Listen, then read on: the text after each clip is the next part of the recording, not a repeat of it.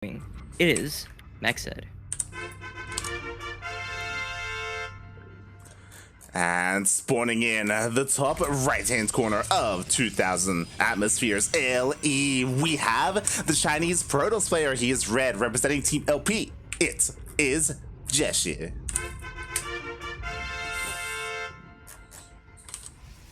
That was a cool pose there, Light. Thank you, thank you. They can't see, but yeah. Yeah, I can though. I can see on my second monitor the little Discord window. Because I have our production text chat open and I just see Light in the top right corner. Yes, yes. If we ever cast IRL, this is what I do. I'm all over the place. It's great. It's beautiful. Just get me a ticket to actually, I don't want to go to Sydney. Yeah, right not now. right now. No, I don't think I do. I think I'm good. I think I'm gonna wait for my vaccine before I hop on a plane. But yeah, this is a PvP and there's nothing to talk about really at the moment. It's just standard PvP openings. You know, you got your 2 gates, you got your 2 gases. Yeah, it's one of those things. We were talking about it yesterday. In these groups, there's literally 1 Zerg player, and in this group specifically, there are 0 Zergs. So I'm sure there's not a lot going on right now. But again, when it comes to PvP, like, this is an important matchup that both these players need to be good at. Yeah, exactly. I mean, it's probably one of the more volatile of the mirror matchups, though. Every mirror matchup is extremely volatile. That's just the nature of it when you can build the same thing as your opponent. Yeah, no, it's definitely, some would call it simply gambling because Protoss. But I don't know. I think there's a lot of like mind gaming with it. Because there's a lot of proxying potential and things like that. Oh yeah, yeah. There's a lot. There's probably more than any other matchup, right? You know, followed behind closely is probably ZVZ, but like PvP can be insane. A lot more shenanigans. Yeah, there's a lot of things you can do in PvP compared to other matchups. Other matchups is basically just a race. Whereas PvP, it's a bit more of like it's a bit more like chess, you know? It's chess, but you can hide some pieces. There you go. There you go. Yeah. And speaking of hiding some pieces, we do have a sneaky probe here from Jieshi. It is Jieshi's probe, so I mean, it's nothing crazy. It's just out here to spot things. Both of them opened up relatively standard and safe. Jieshi with the increased amount of stalkers. Meanwhile, MacSed went for those earlier sentries for the scouts, just to make sure what his opponent's doing. Yep, very important again in mirror matchups to be scouting at all times. Because again, it's less predictable what your opponent's gonna do, even though they can build the same thing as you. Yeah, there's a lot of that goes into mirror matchups, and scouting is more important in them than with anything else, pretty much, especially in PvP. Yeah, it's one of those things where, so MacSed, he scouts the Twilight Council, he saw how early it was, and like, that could be a lot of things, right? Sure, it could be your standard Blink Stalker opening, could be Dark Shrine, right? Could be DTs, like... Exactly, he could be DT rushing. I don't know if he would do that, but he could. Yeah. Well, I mean, he has that pylon in the corner there that got spotted, but it's entirely possible that that pylon could have hidden a Dark Shrine. Yeah, yeah. MacSed, he's scouting around with his Stalker, gonna end up taking out one of these probes. Likewise, Jieshi actually finds the pylon of MacSed so they can shut that down. And as we can see when it comes to the main bases, they are mirroring each other. There are slight differences in their timings of their builds, but they're both, at least for now, focusing on their Blink Stalkers. Yep, it very much looks like a very standard, very tight +1 Blink Stalker build. Nothing too fancy, 2 bases, you know. No extreme cheeses here.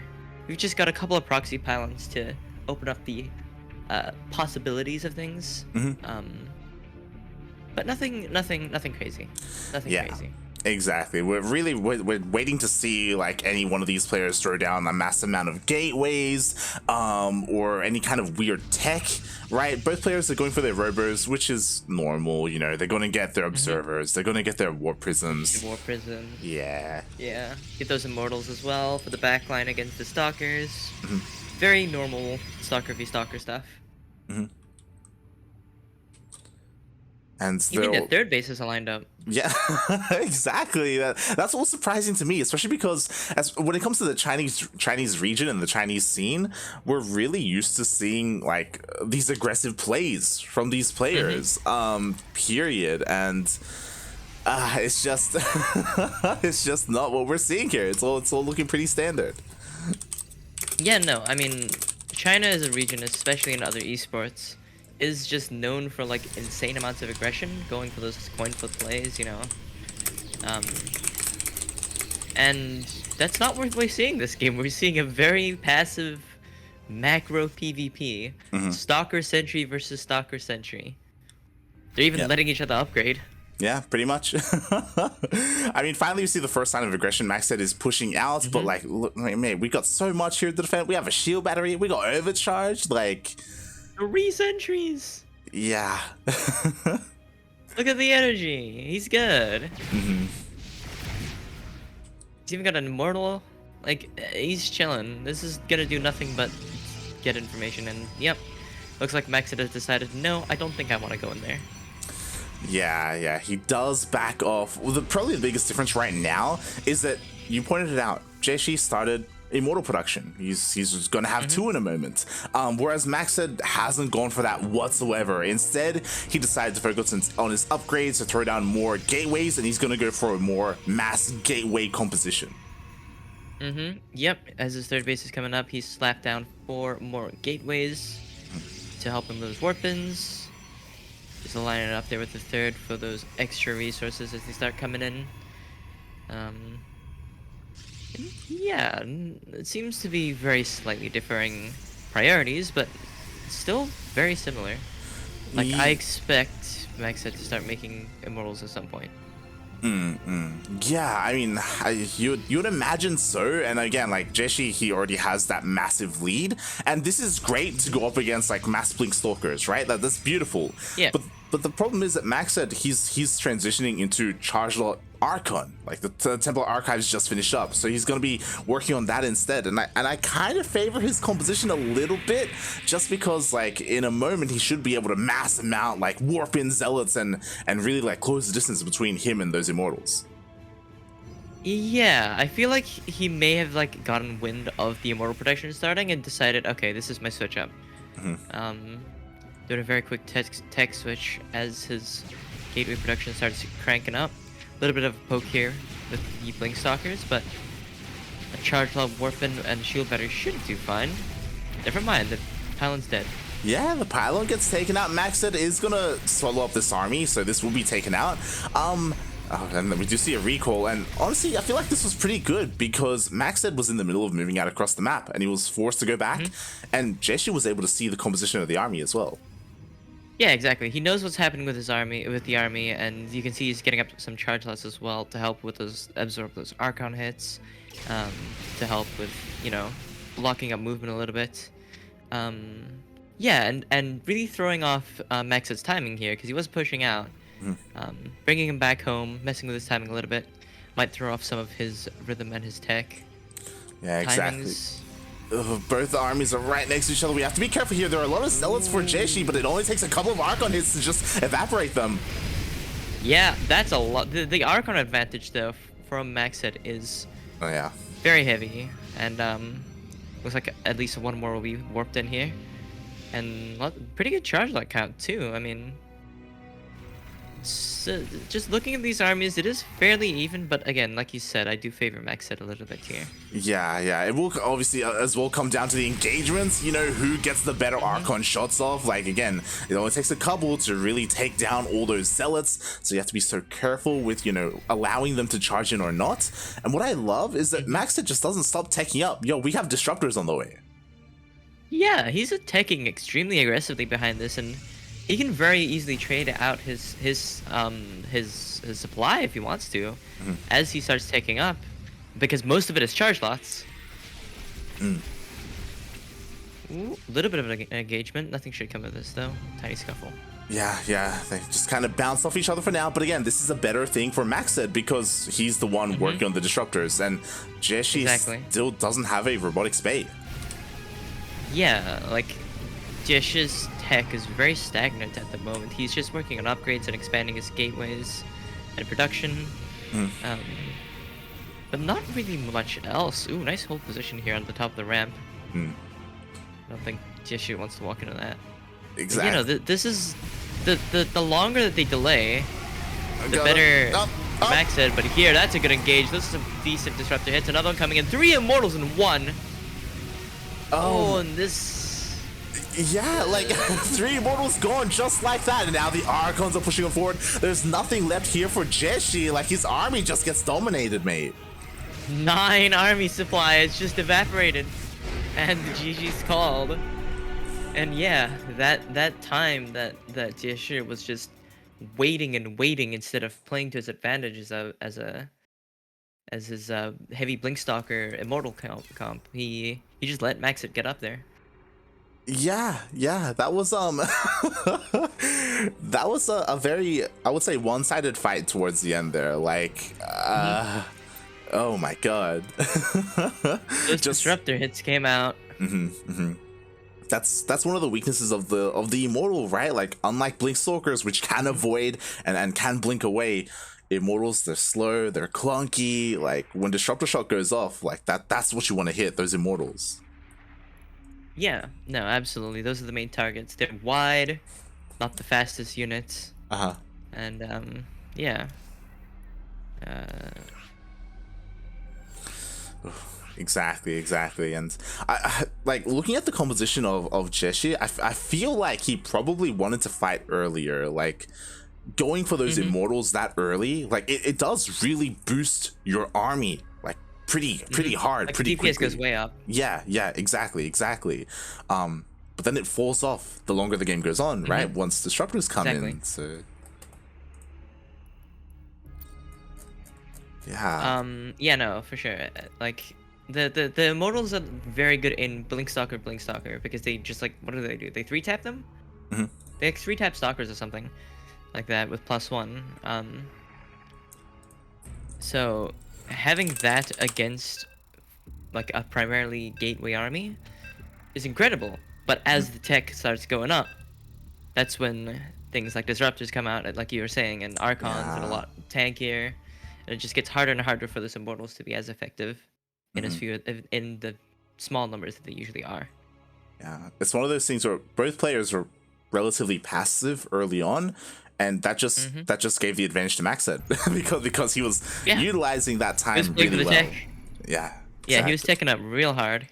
Anyways, joining us in the top right-hand corner of Juggernautha LE, the blue Protoss player playing for Invictus Gaming, it is of course MacSed. And spawning in the bottom left-hand corner of Juggernautha LE, we have the Chinese Protoss. He is red, representing Team LP. It is Jieshi.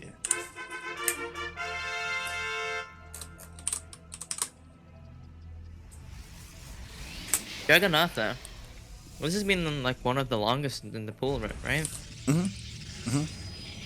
Yeah, it's probably like by far one of the most developed maps in the meta as well, in terms of how players play it. Yeah, it's not the widest map, but it is the longest. And tall. It's quite tall. It's quite tall. And we'll see how these players play this out. I'm looking at Jieshi right now because we saw game 1, pretty standard, pretty passive, and he was the one who wasn't able to come out on top, right? So he's got to be the one to switch things up, right? Yeah, I mean, he's either got to figure something out or he's got to change his game plan when it comes to playing macro style.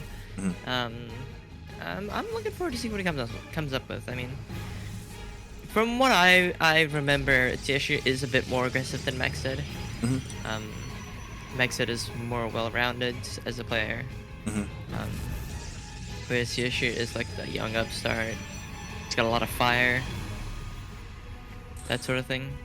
Yeah. So I would hope to see some of that fire here because we didn't really get to talk about it much, but we are in Group B, and this series that we're casting, it's the elimination match. Winner moves on, loser, that's the end of their DreamHack run. Yep, and it's back to the drawing board until winter. So, This is quite important of a match. We'll Yeah. have to see how things change. Can you believe like we're almost like winter is in like 2 months? Like we're 2021 We're just kind of flew by, you know? Like Yeah, it's August. Like, I thought it was June. oh boy. Yeah, I don't know. For me, at least, like it feels like the year kind of just started as well. We're getting into the swing of things, and we're already, honestly, like more than halfway through the year, which is crazy to think about. We're more than halfway through the year. Oh God. Oh, I didn't. August is. Yeah. No, you're correct. Yeah, yeah. Oh. What have I done with my life this year? Oh god, you know what? You've costed some StarCraft. You know, That's true. Not a lot, but you've costed some StarCraft. It's been fun. Look, I'd like to cast more. I just don't have time, and I don't have a sleep schedule. God, that's fair. Other excuses I could make up. It's fine. It's fine. Don't worry about it. But as we get into this game, once again, some pretty standard openings. MacSed literally going for the same opener, going for the scout, seeing everything in the base, in the main. Yep. I mean, everyone's pylons are in the mains, right? Yep. Looks like it.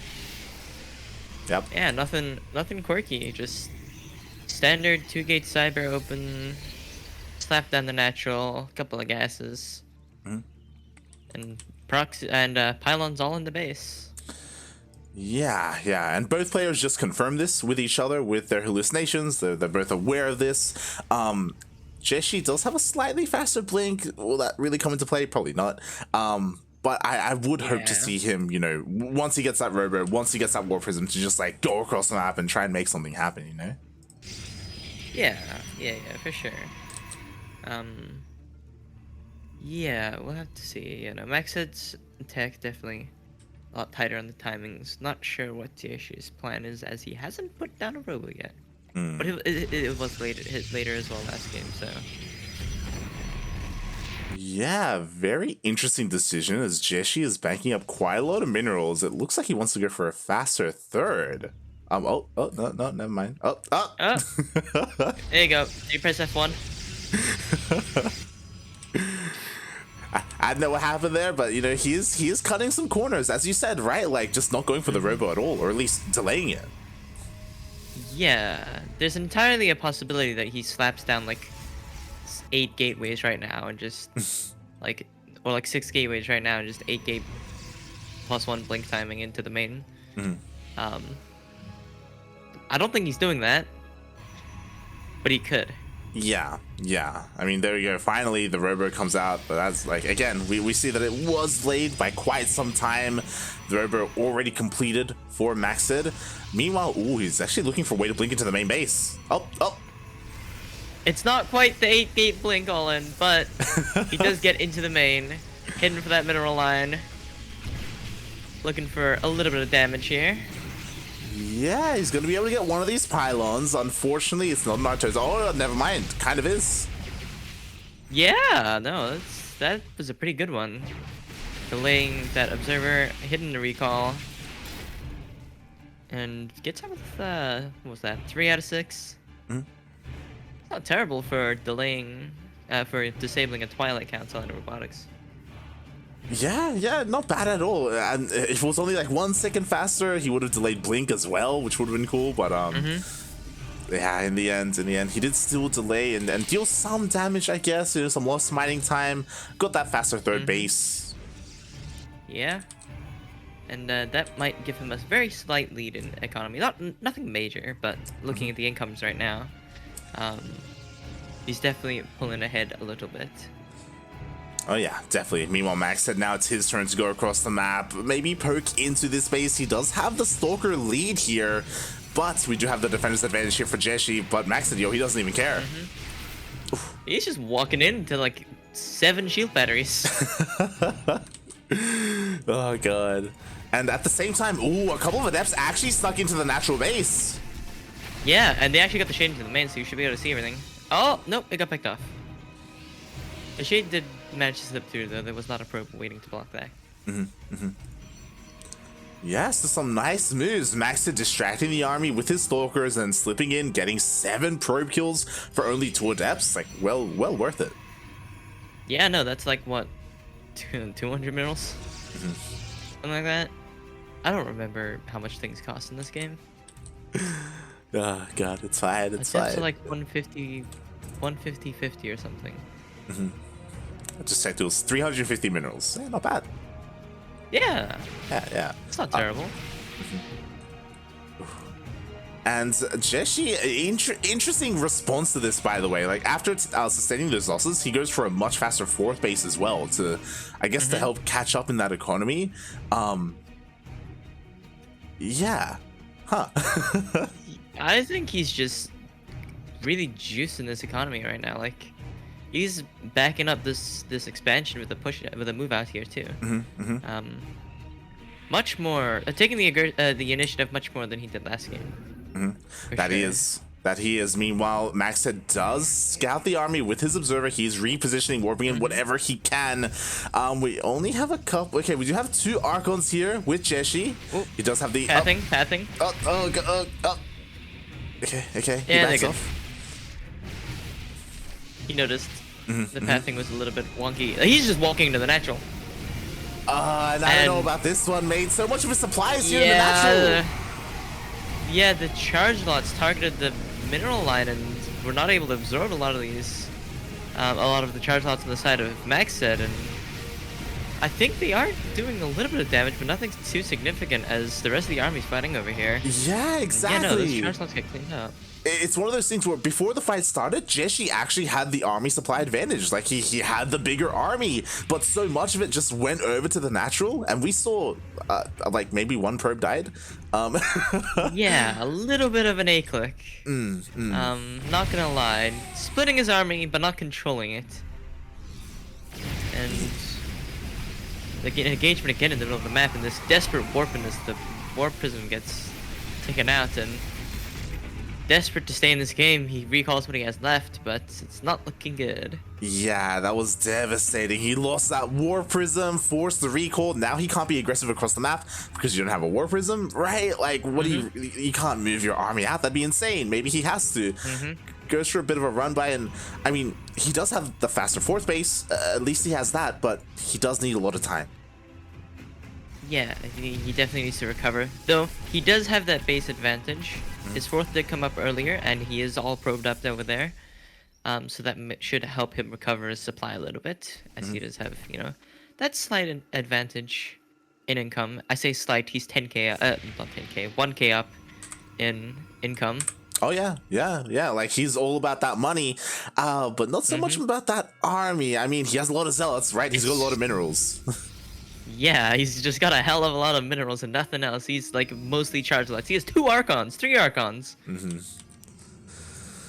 Oh boy, and hopefully this time he can focus his army a little bit better here in the next engagement. MacSed splitting off a couple of his zealots to check out that 4th. Yep, should be cleaned up, and then this little charge lot bundle, checking on the army, making sure it hasn't moved, and no, it's still there. Hallucinating a Colossus. That's kind of funny. I love it. That's kind of funny. I like that. It's actually going to provide high ground vision as well, funny enough. Yeah. Like Yeah, it does. It's the funniest thing, is that it's actually useful. It's just a charge lot fight over here. By the way, it's like when you're playing chess and you spend the whole game playing with pawns. Pretty much. All right, Jieshi, he does hold on to his 4th base, does utilize that recoil, sorry, that shield battery, but that 4th is still so isolated and cut off from the rest of the army. Yeah, no, MacSed pushing up and being more aggressive and being more confident with the stronger army composition right now. He's definitely taken a very nice spot of ground. Like, that little patch between the 2 bases, that's huge for him to take control of. Yeah. Exactly. Now the Archons are starting to push through the defenses. Meanwhile, Jieshi is getting ready for a bit of a concave here. He wants to try and push in, and he's going to.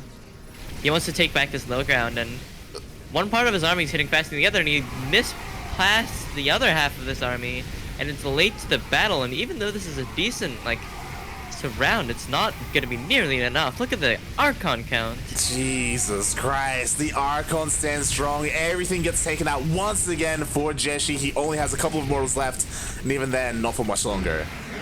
And there it is, GG. MacSed will take this series, and that is the end.